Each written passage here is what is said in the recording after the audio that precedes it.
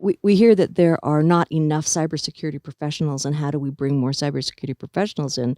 One of the ways to do that is to bring in some of the demographics that are not typically associated with, or haven't in certain parts of our history been associated with cybersecurity.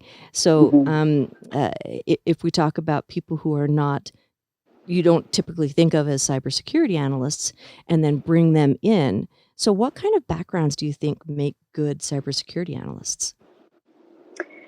Interesting, right? Because cybersecurity, what I've seen with time, you cannot have a defined status quo. Say this is what you need to be in order to qualify for this. What I say, I usually tell my people, even my mentees, I tell them, what is it that you really like to do? What is your passion? Once I get to know what your passion is, because your passion will drive you through the whole career. Because remember, cybersecurity domain keeps changing, right? Sure. And if your passion doesn't drive you from the get-go, forget about it. You get bored down the lane, right? Mm-hmm. So once you identify what you really like to do, I'll give myself as an example because I can only speak for me. I can't speak for somebody else. Sure.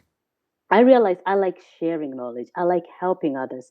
I like to take a specific data set, analyze it, and provide information. So in my threat intelligence field, I make sure that I can be able to understand who's the attacker, where is the attacker coming from, why are they attacking, what did they target, right? And how can I protect? Once I'm able to answer those 5 questions, I can be able to provide great threat intelligence to not only my customers, but also to the greater community.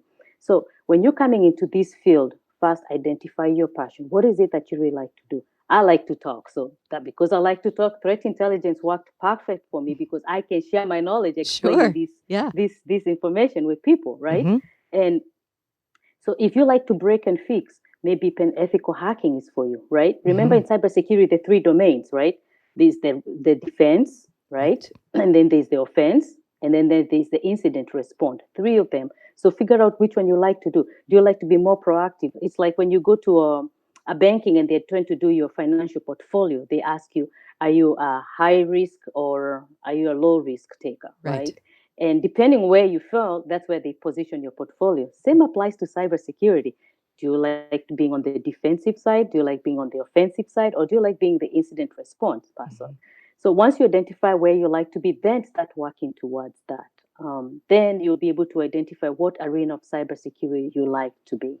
That broke it down really clearly. I worked with a great cybersecurity team of students up in Idaho earlier, I guess the end of last year, who were all interested in cybersecurity. They were studying it, but they weren't sure what direction to go with it. And that's exactly the same kind of questions that I asked them was, how do you interact with the world? So looking at the diversity of humans out there, how we interact with each other, that helps kind of take people from what their interests are and puts them into a really valuable place in the cybersecurity landscape as a career.